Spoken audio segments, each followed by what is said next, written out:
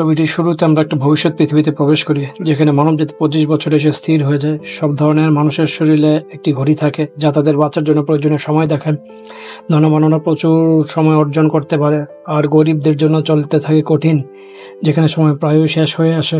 গল্পটির কেন্দ্রীয় চরিত্রে উইল স্যালেস একজন তরুণ শ্রমিক এবং তার মাও একজন কর্মজীবী মহিলা, যেখানে উইল স্যালেস এবং তার মা সময় উপার্জন করে থাকে বাঁচার জন্যে। যে সংবাদে এই মুহূর্তে সময় সংকটে আছে তারা তাদের পরিবারকে বাঁচাতে এবং নিজেদের সার্ভাইভাল নিশ্চিত করতে প্রতিদিনের মতো কঠিন পরিশ্রম করছে। একদিন তার মা অফিসে যাওয়ার আগে তাকে কিছু সময় দিয়ে যায়, যেন সে এই সময় বিক্রি করে খাওয়া দাওয়া করতে পারে এবং মনোযোগ সহকারে যেন সে অফিসে কাজ করতে পারেন। তার জীবনের 4 মিনিটের আয়ুষ্কালের বিপরীতে সে একটি কফি খায়। সেখান থেকে সে সরাসরি কাজ শেষে তার বন্ধুদের সাথে একটি বারে যায়, যেখানে সে একটি অচেনা ধনী ব্যক্তির সাথে দেখা হয়।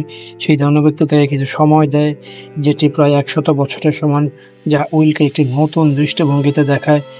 সে সুযোগটিকে জীবনের ও মৃত্যুর চেয়ে বড় কিছু মনে করে এবং ঘুম থেকে উঠে থেকে লোকটি আর নেই, তাই সে এটিকে গিফট মনে করে রেখে দেয়। এরপর সে জীবনে মূল্যবান সময়ের কথা ভাবতে থাকে। তখনই ঘটনাগুলো পরিবর্তন হইতে শুরু করে। উইল সেখান থেকে ফিরে আসার পর থেকে তার জীবনে অপ্রত্যাশিত মোড় আসে।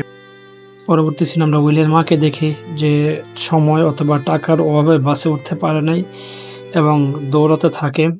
উইল তার মার জন্য বাস স্টপে ফুল নিয়ে দাঁড়িয়ে থাকে, কিন্তু তার মা বাস থেকে না নামার কারণে সে বুঝতে পারে কোনো সমস্যা হচ্ছে এবং এক পর্যায়ে সময়ের অভাবে তার মাতার চোখের সামনে মৃত্যুবরণ করে।